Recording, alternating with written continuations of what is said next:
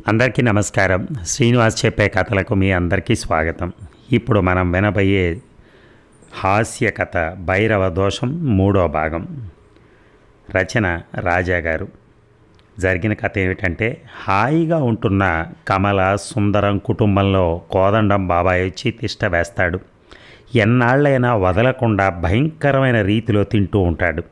అతన్ని మేపలేక ఉద్వాసన చెప్పడానికి రకరకాల ప్రయత్నాలు చేస్తారు ఆ దంపతులు. ఆయన భార్యకు సీరియస్గా ఉందని టెలిగ్రామ్ తెప్పిస్తారు. మరి ఆ తర్వాత ఏమైందో విందామా? సుందరం కోదండం స్కూటర్ మీద ప్రయాణం చేస్తున్నారు. కోదండం అంటాడు, ఇదిగో సుందరం, ఆపు నాయన ఆపు. ఎందుకు బాబాయ్ గారు? Bus stand, railway station, aerodrome, ఆఖరికి ట్యాక్సీ స్టాండ్ అయినా సరే ఇంకా చాలా దూరం ఇక్కడికి.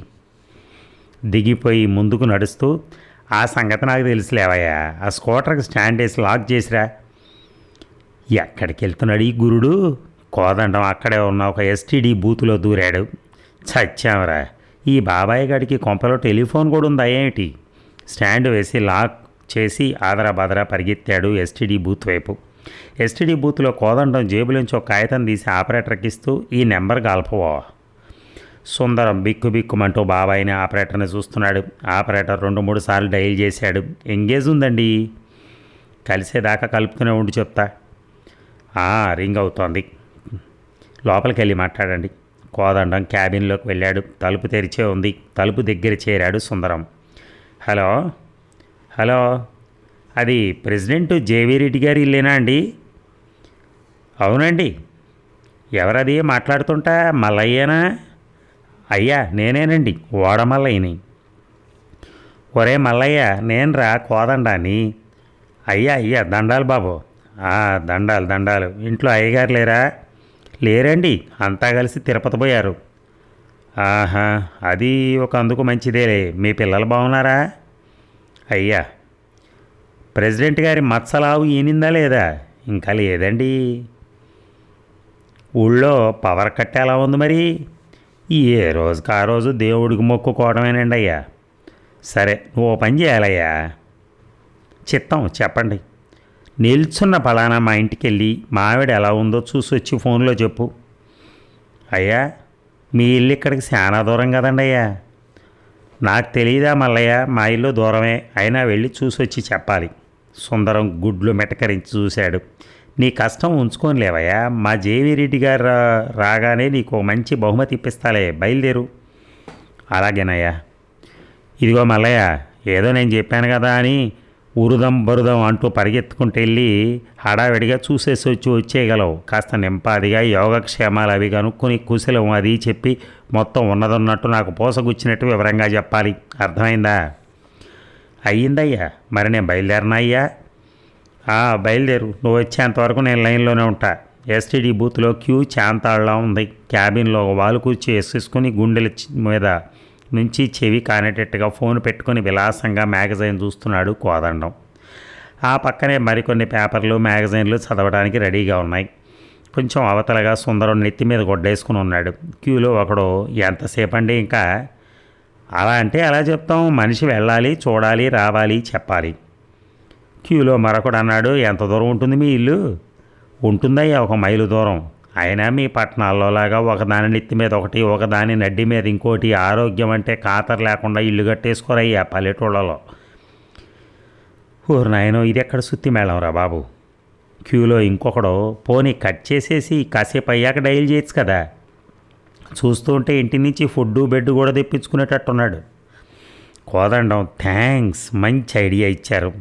క్యూలో ఒకడు, కర్మ, వ్యంగ్యం వెటకారం కూడా అర్థమైనట్లేదు. కోదండం, అమ్మమ్మమ్మ అంత మాట అనగా బాబు, నాకు అన్నీ అర్థమవుతాయి. కాకపోతే అనవసరంగా ఆవేశపడిపోయి అనర్థం తెచ్చుకోను నేను, అంతే.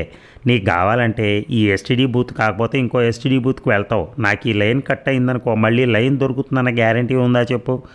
పోనీ నువ్వు ఇప్పించగలవా లైను? ఒక్కొక్కళ్ళని అడుగుతూ, నువ్వు ఇప్పించగలవా? నెత్తి కొట్టుకుని లైన్లోంచి తప్పుకుంటారు కొందరు. ఇక ఆపరేటరు, నా బేరాలు చెడగొడతారేంటండి, మీ పని ఏదో మీరు చూసుకోక. బాబు ఆపరేటర్ బాబు, ఒక్క నిమిషం అమ్మా, ఆగు, ఇప్పుడు నేను లైన్ కట్ చేశాను అనుకో, అదిగో ఆయన నెంబర్ నువ్వు డైల్ చేస్తావు, లైన్ దొరికిందా హ్యాపీ, లేకపోతే అలా చేస్తూనే ఉంటావు. ఆయన కాకపోతే ఆయన, ఆయన కాకపోతే ఇంకొక ఆయన, ఇలా ట్రై చేస్తూనే ఉంటావు, అంతేనా? అంతేనండి. మరి ఇలా లైన్ దొరక్కపోయినా ట్రై చేసినందుకు నీకేమొస్తుంది?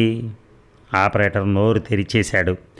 అదే మనదనుకో, అక్కడ మా మల్లయ్య చూసొచ్చి చెప్పేదాకా నీకు మీటర్ తిరుగుతూనే ఉంటుంది, ఇన్కమ్ వస్తూనే ఉంటుంది, మీటర్ తిరుగుతూనే ఉంటుంది, ఇన్కమ్ వస్తూనే ఉంటుంది. లాజిక్ కదిరిపోయి మర్యాద ఇచ్చేస్తూ, సారీ సార్, మీరు కూర్చోండి సార్, మిగిలిన కస్టమర్లతో ఇదిగో కాసేపు ఆగండి, ఆయన్ని కంగారు పెట్టకండి. సుందరం కుళ్ళి కుళ్ళి కుమిలిపోతూ ఉంటాడు.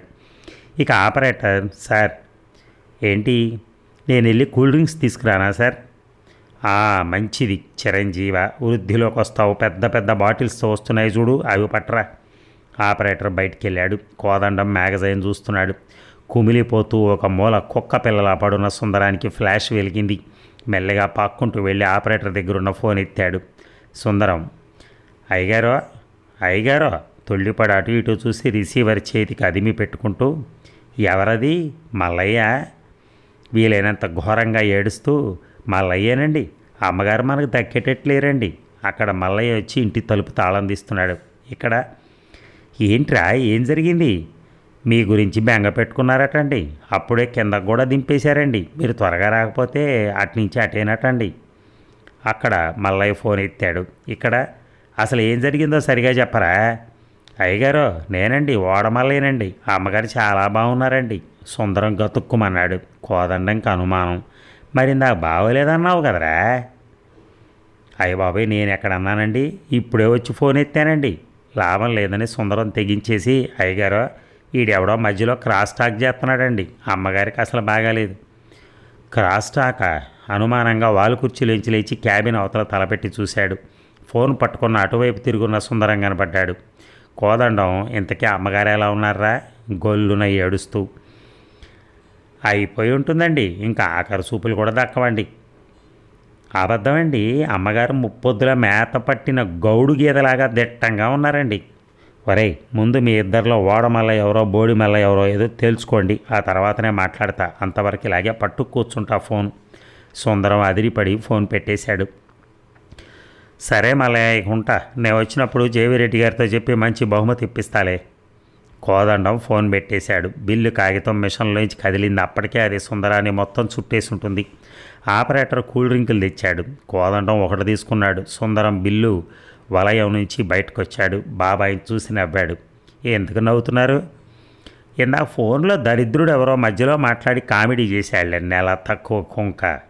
సుందరం ఆపరేటర్ని బయటికి తీసుకెళ్ళి స్కూటర్ తాళం చెవులిచ్చి చేతులు ఎత్తి నమస్కరించాడు. కట్. అదండి మరి ఈ భాగం చూసారా? అంత చేసినా కూడా ఆయన తప్పించుకోలేని పరిస్థితిలో ఉన్నాడు. Thank you.